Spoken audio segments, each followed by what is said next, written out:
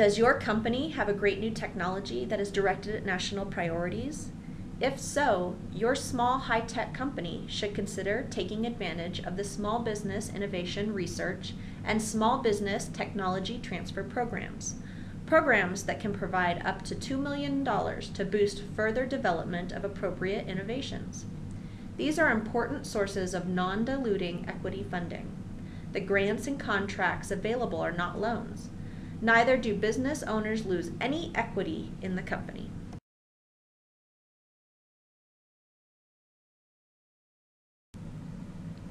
After many years of legislative continuing resolutions, both programs were reauthorized with significant changes in 2012. SBIR and STTR are designed to enable agile, small companies to bring exciting innovations to market faster than is possible with larger companies. Both programs are aimed at helping federal agencies find innovative ways to achieve their goals. Generally, these are not programs that will be of assistance to retailers, franchisees, or service companies.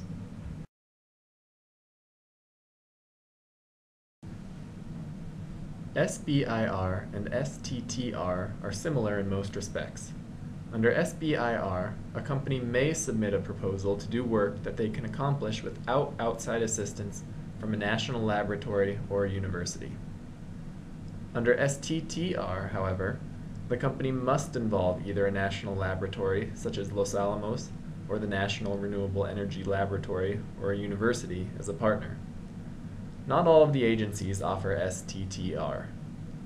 Although there is more money available through SBIR, companies should not discount the Small Business Technology Transfer Program. Many program managers say that there is less competition in STTR because it requires an extra step to engage with the nonprofit entity. For the participating agencies, the money available is based on a percentage that is increasing over the next several years. Funding is limited to for-profit companies with fewer than 500 employees. Non-profit companies are not eligible. The principal investigator, the PI, must be employed by the company at least 51% of their time. University faculty can only participate if they take unpaid leave or if they have created a company that employs someone else as the principal investigator. STTR requires that the company develop a formal contract with the laboratory or university that enables the company to draw upon that entity's specialized personnel, specialized equipment, or patents. It is important that a company under either SBIR or STTR be clear about whether the participation of the laboratory or university affects their own intellectual property or requires them to pay royalties.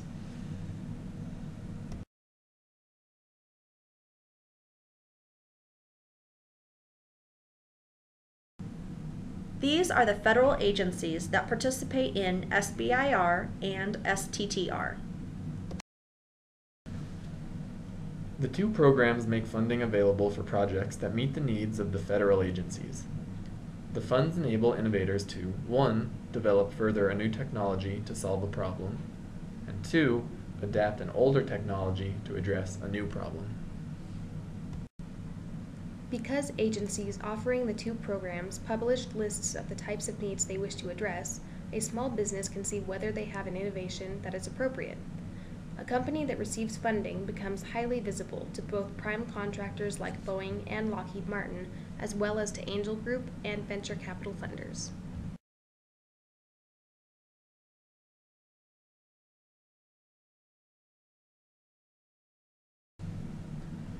There are 3 phases. Phase 1 normally provides $150,000 to be spent over 6 months for proof of concept feasibility studies. During this time, the company also develops a proposal for Phase 2. Phase 2 normally provides up to $1.5 million for prototype development and field testing. This phase lasts 2 years. During this phase, the company works on additional research, marketing, targeting sales, and figuring out how manufacturing, licensing, and distribution will be undertaken. At one time, a company had to have had a Phase 1 grant in order to qualify for Phase 2. Recent legislation allows companies to go directly to Phase 2 with grants from DoD, NIH, and the Department of Education. How this will be implemented is not yet clear. During Phase 3, a company is expected to sell its product on the open market. In most cases, the agency that provided funding is not going to buy the product, but the Department of Defense and NASA are exceptions. Some agencies have begun to offer their own Phase 3 support, which helps companies to develop their management and corporate capabilities and to commercialize their innovation. Phase 3 does not support research and development. There are some variations in funding among agencies.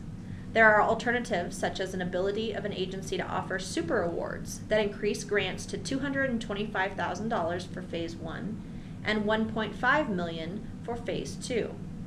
Some agencies offer fast-track grants for clearly achievable developments that combine funding for Phase 1 and Phase 2.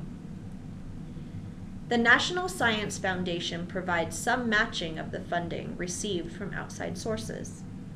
Innovations that are funded through SBIR or STTR are given preference in procurements by the federal government. Also, purchasing officers can contract with SBIR-funded companies without going to bid. The most recent legislation also permits crossover funding between SBIR and STTR programs and between agencies. This is a general timeline, the time that passes from the point that the guidelines and priorities for an agency Phase 1 program are announced to the date that the awards are actually made can cover the better part of a year. Agencies do not guarantee that a Phase 1 grant will lead to a Phase 3 award.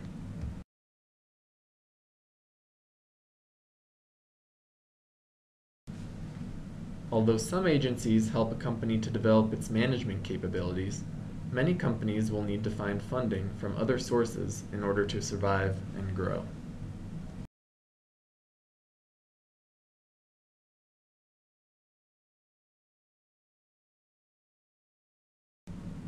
Although a company may engage only its own personnel to submit a proposal, they should make sure that these people have the demonstrated capabilities to carry out the project.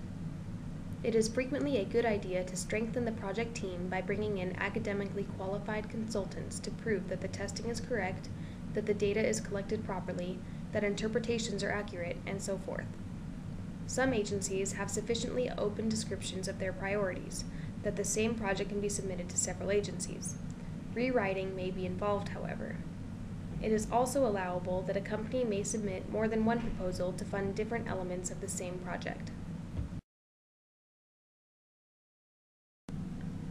These are the U.S.-funded projects, and it is required that whenever possible the work be conducted in the U.S.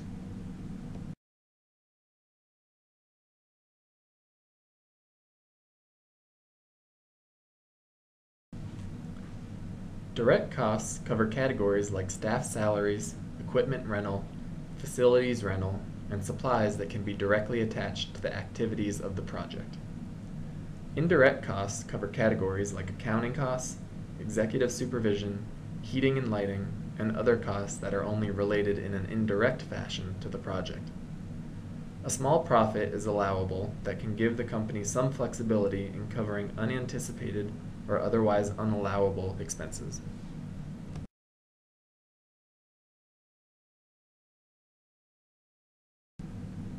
The priorities of different agencies may overlap. Check them all out to see if they might have an interest in your product. Since the Department of Defense and the National Institutes of Health have the largest amount of money available, make sure that you examine their interests.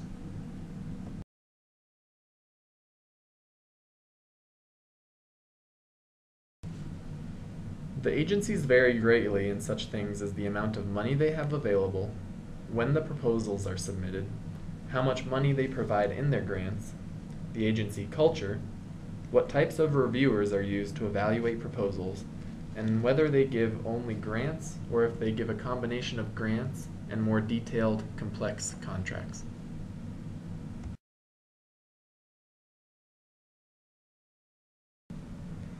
Department of Defense program managers are usually operationally responsible for the success of project priorities they are attached to. They are also reviewers of proposals. Other program managers often are not as concerned with the eventual success of a company, and they bring in outside reviewers to select fundable projects. Contracts are generally more detailed than grant documents. Funding is based on specific milestones, and an agency evaluator is attached to the project. Grants tend to be simpler and quicker to implement. Much of the funding is provided up front, with a final payment made upon submission of a final report.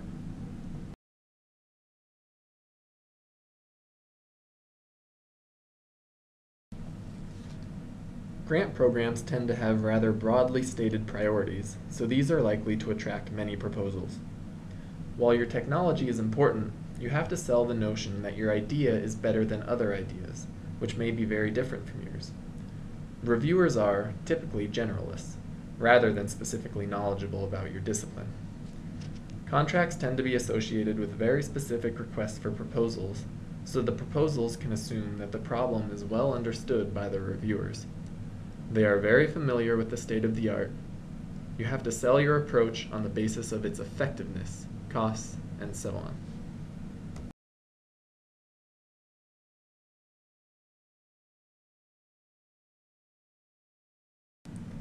As you review the agencies, be aware that they differ greatly on many dimensions. The needs of the Department of Defense changes greatly from year to year. Most of the agencies are likely to request proposals for the same kinds of priorities from year to year.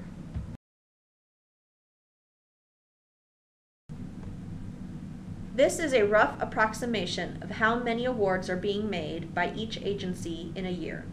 Check out the larger agencies even if you don't think your innovation will qualify.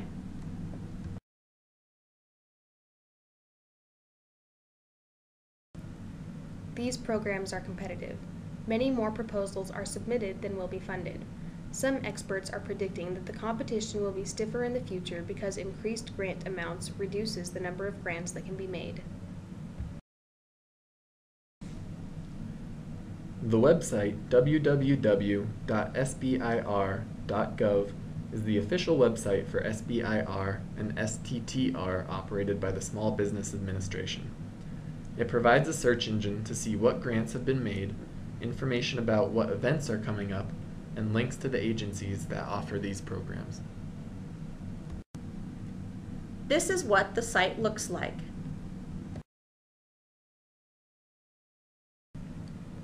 The website www.zyn.com provides a second excellent search engine with which to determine which agencies have funded projects like yours. The New York site links to a manual that provides a good overview of the SBIR program. The NIH site has a number of presentations made by Dr. Gregory Millman about various aspects of SBIR. Many really small firms are successful in the competition for SBIR funding. Often, these firms are not successful on their first submission. The comments of reviewers are available to all submitters. These comments can strengthen the next proposal.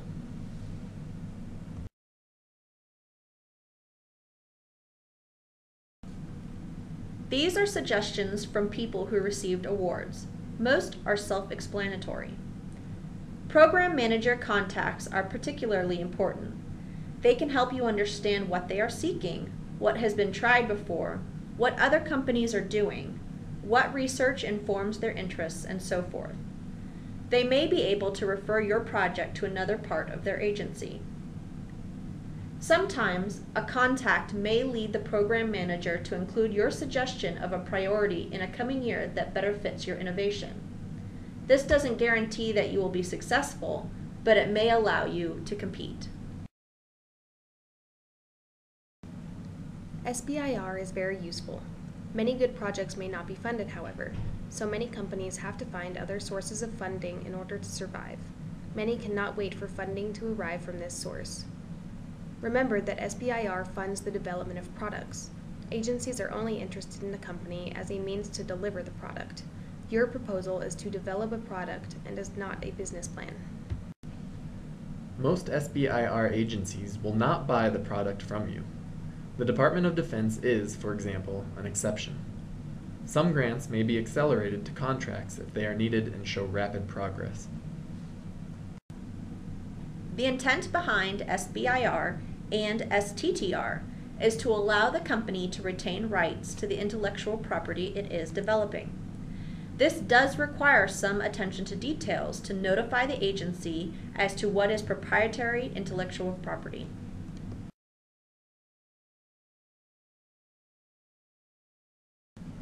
Although universities are excluded from directly participating in the SBIR and STTR programs, individual faculty may participate in one way or another. They cannot double dip by working for the university and also receive payment as a principal investigator, which must be an assignment of at least 51% of their time with the company. Faculty can be consultants. They can start their own business and have someone else be the principal investigator. They may also involve the broader university in the project through a contract. These 3 websites connect you to organizations that can help you identify resources at federal laboratories in either SBIR or STTR. These individuals head up 2 university technology transfer offices which can help you identify potential consultants and which oversee the use of patents developed within the university. Whenever universities are involved in external project contracts, these offices or research management offices must be involved.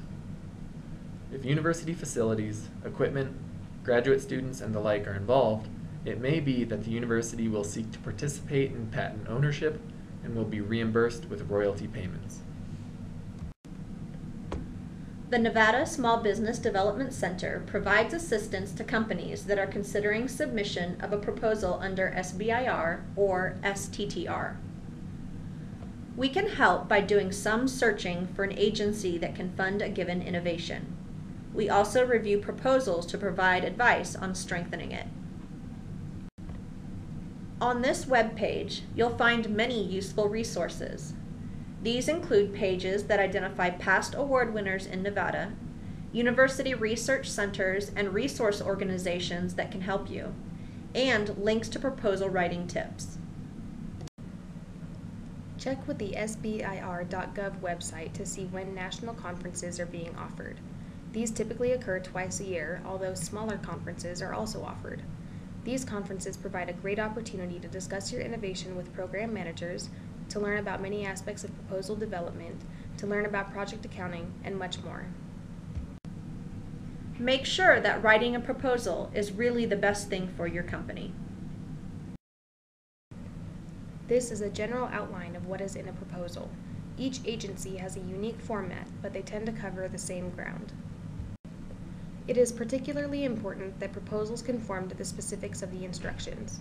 Many proposals are never reviewed because they leave out required appendices, fail to address required topics, don't conform to details such as margin and type size, or don't arrive before the closing date and time. Keep up the enthusiasm. The SBIR and STTR programs change over time, and agency priorities change as well. You may find success next year, even though this year's priorities don't allow you to submit a proposal. It takes time to move an idea from concept to product. There are many entrepreneurs and planning experts who are available to give you advice.